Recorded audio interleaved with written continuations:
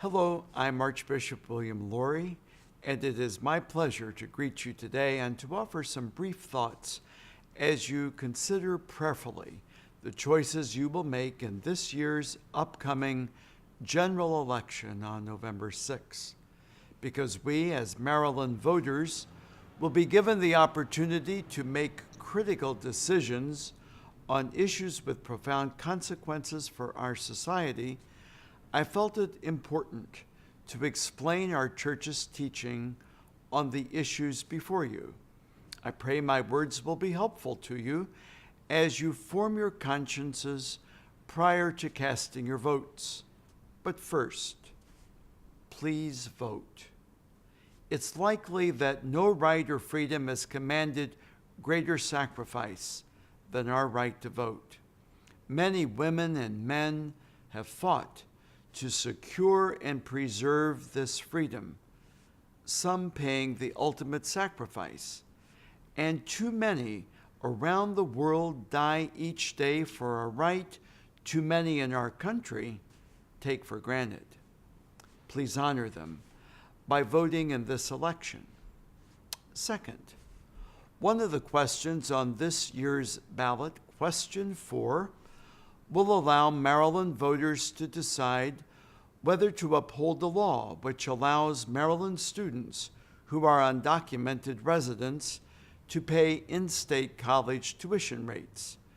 The fundamental issue for us as Catholics is that of human dignity and fairness. Education is the clearest path forward for these young people who, through no fault of their own, were brought to this country illegally by their parents. This ballot question will address not our broken immigration system, but it will allow these children who have graduated from our high schools and whose parents are paying taxes to continue that education by paying the same tuition rate as other Maryland students.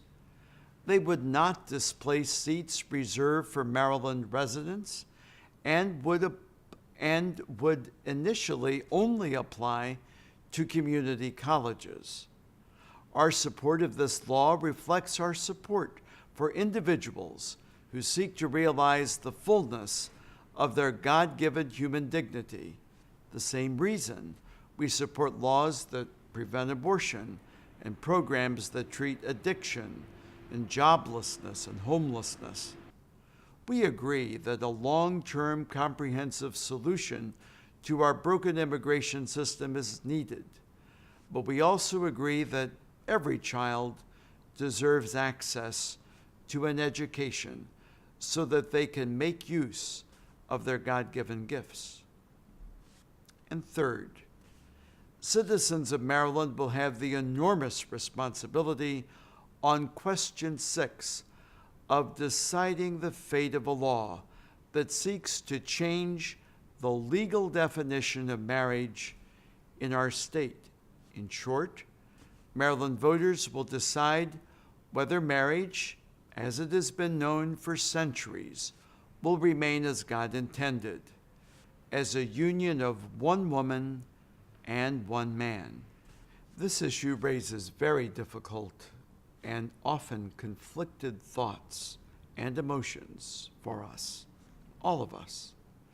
And we are rightfully concerned when people who are same-sex attracted are the objects of discrimination.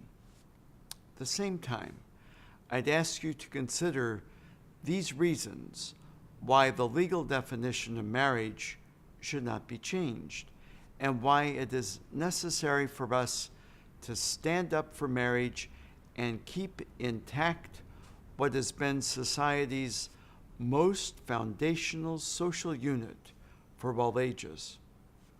Consider that domestic partners in Maryland currently already enjoy many of the same benefits as married women and men, including medical and end-of-life decision-making, hospital visitation, exemptions from inheritance and real estate taxes, health and life insurance coverage, state employee health benefits, and many more.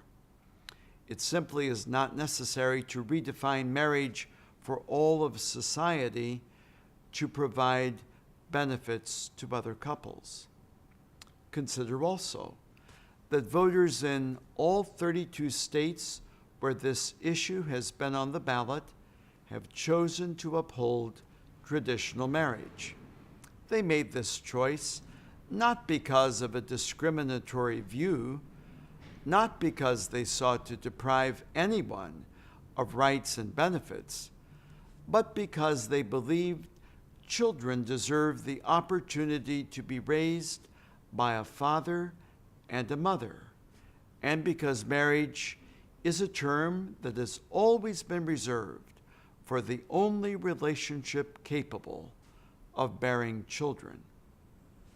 Consider that for the past several decades, society, including federal and state governments, have been advocating for the stabilizing presence of fathers in the family home. This represents the widely held belief that fathers bring to parenthood unique qualities that are critical in the upbringing of children, especially boys. Nowhere are the consequences of dismantled families more apparent than in the city of Baltimore, where in December 2010, only 8.6% of city households were comprised of married couples and their children. Consider that in our society, words like marriage still matter, and that in the case of marriage, it is a term that has always represented a relationship whose uniqueness is rooted in nature. Stripping marriage of this unique quality will result in changes across the board. Look at something as simple as a birth certificate, which in Spain now reads progenitor A and progenitor B instead of mother and father. Or in Canada, where it's parent 1 and parent 2. And in Massachusetts elementary schools, a redefinition of marriage means public school students now learn about non-traditional marriages with parents having no advance notice and no recourse. And finally, if we take it upon ourselves to redefine marriage, what will happen to the religious freedoms of individuals and institutions who deeply believe that marriage should be between a man and a woman? We must not be misled by language in the ballot question that would make us think that we can redefine marriage and protect religious liberty. What is not clear in that language is that this law contains no protections for individuals or businesses, and no genuine protections for religious institutions that receive state and federal funds. We've already seen examples in other states of individuals and institutions that have been fined, businesses closed down, tax exemptions lost. Why? Because people have refused to violate their beliefs about marriage.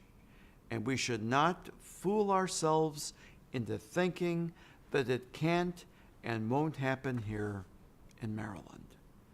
These are difficult and monumentally important issues that we are being asked to consider.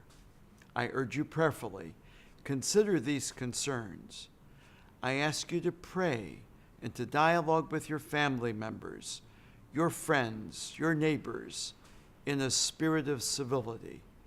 And I pray that we may all seek the courage of our convictions to bear witness to the truths of our faith and the truths of nature as we exercise the precious right won for us by voting in this critical election.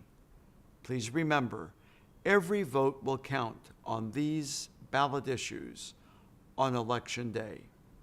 Thank you, and may God bless you.